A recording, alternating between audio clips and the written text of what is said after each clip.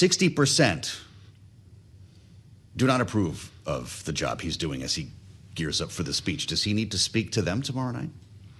Well, he's on shaky ground, right? If you flip that and you look at approval ratings, we have him at 39%. The overall market's about 41. Overall, it's come down about 3 or 4 points in the last few months. There's a lot of stuff going on. There's lots of friction in the system, immigration enforcement, but affordability as well. But I think he has a tricky task in this State of the Union. The most important issue, affordability, is his weakest point. He polls in the range of about 30% when it comes to affordability and cost of living. So it is a challenge for him going into it. Does it make it worse when he says that he solved it, that he won? Yeah, I think he's talking to his base, perhaps. That's the big question. Will he talk to his base exclusively? Sure. Will he talk to the population in general? Didn't Joe Biden teach us that you can't tell people how they feel very successfully? Yeah, he's committing the same sort of problems of the last administration. Remember Bidenomics? Things are going well. When we would do focus groups and people would start screaming at the TV screen when they would hear that. Wow. It's the same sort of thing. You've got to be very careful not to create dissonance. That creates dissonance when you talk to the average American today. They are having problems still making ends meet. It's about cost levels. It's not about inflation. It takes inflation, and inflationary effect is gnarly, and it takes a lot of time to work itself out. And to date, that has not been the case in the United States. Really interesting. Now, you talk about the base, and you've used that word a couple of times. You're one of the few researchers here who is actually polling non-MAGA. When we talk about the base, we mean MAGA, right? So if you broaden this to Republicans that include non-MAGA voters, how different are the numbers? Yeah, a few months ago, we started dividing that out, separating it out. When you look just at Republicans, it looks like a monolith, usually a supermajority in favor of whatever issue you're talking about. But when you peel away that onion a bit and you separate MAGA from non-MAGA, you're finding fairly large differences. The MAGA base is still there.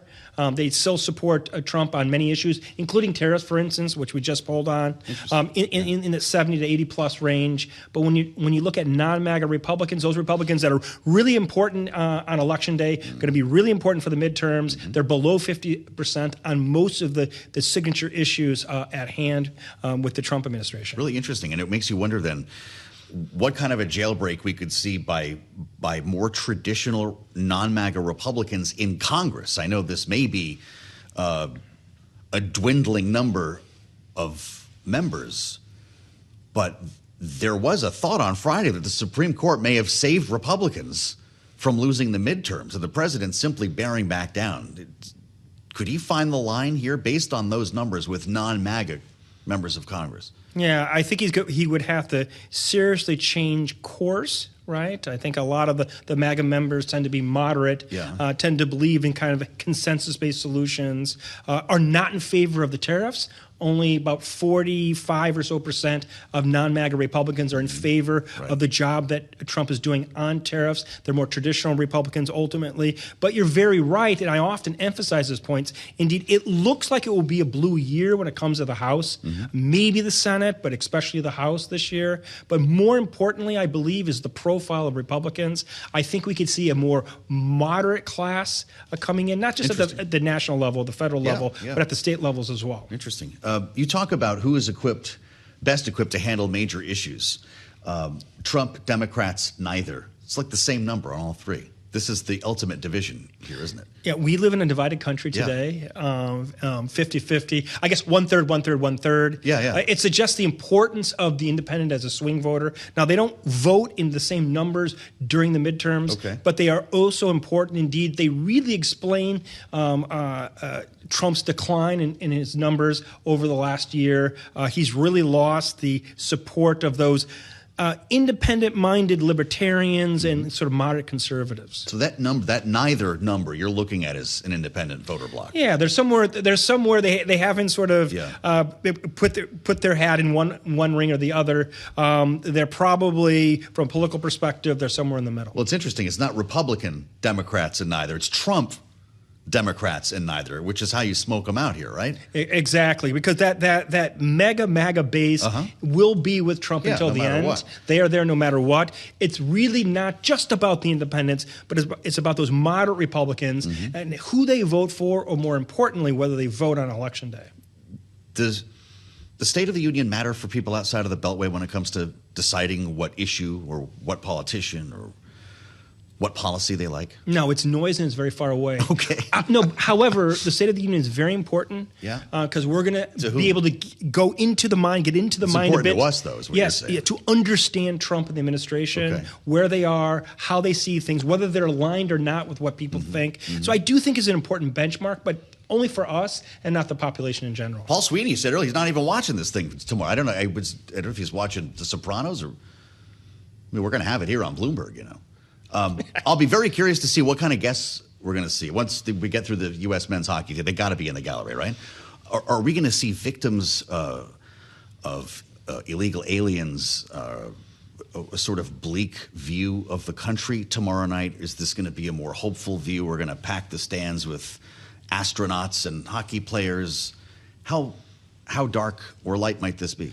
Well, historically speaking, presidents have tried to gain consensus through bringing in sort of individuals that represents consensus in one way or the other. Trump has never done that. Trump tends to be more divisive in the way he approaches his rhetoric and approaches his politics. I expect to have these credibility building individuals there. I think they will tend on the side of MAGA and being a little bit more divisive than not, but we will see. President Trump's producer, James, just dug this out. His speech last year, that was March 4, by the way, the joint session of Congress, 36.6 million viewers.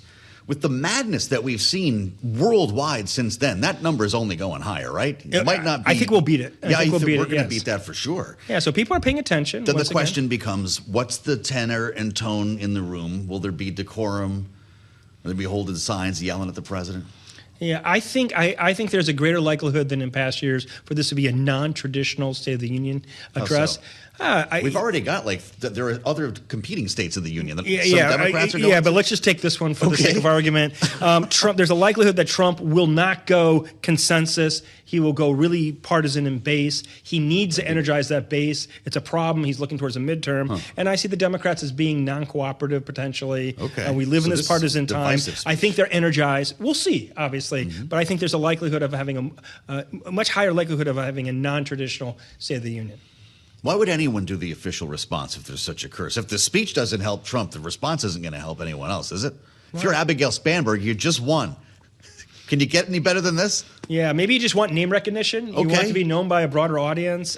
It's a difficult sort of follow-up, right, ultimately. But I do think that Democrats feel emboldened. They've won some off-cycle elections, even at the state level, that are suggestive of what will happen later this year. I think they want to get their message out. They want to be seen as the affordability party, contrary to the Republicans and Trump. They have won the last few elections on that message. That's a good message for them. I think they'll want to hammer that home. I haven't mentioned the Epstein files since we started talking, and you did run numbers on this. The headline, Epstein files undermine credibility of the political class. That cuts both ways. Yeah, it's a pox on all your houses. Yeah. It's not good for the political class in general. Both Americans on the right and the left want to burn it all down. Now, so it really doesn't hurt anyone specifically, directly. That said, I do think it takes away from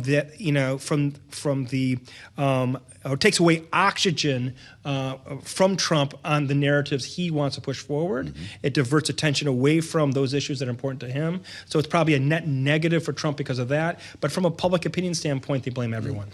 State of our union is affordable?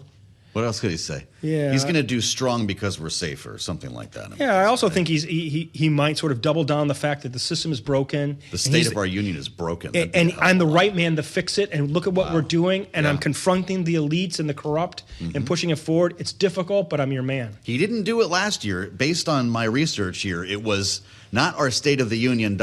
He said America is back. We'll see if he doubles down on that.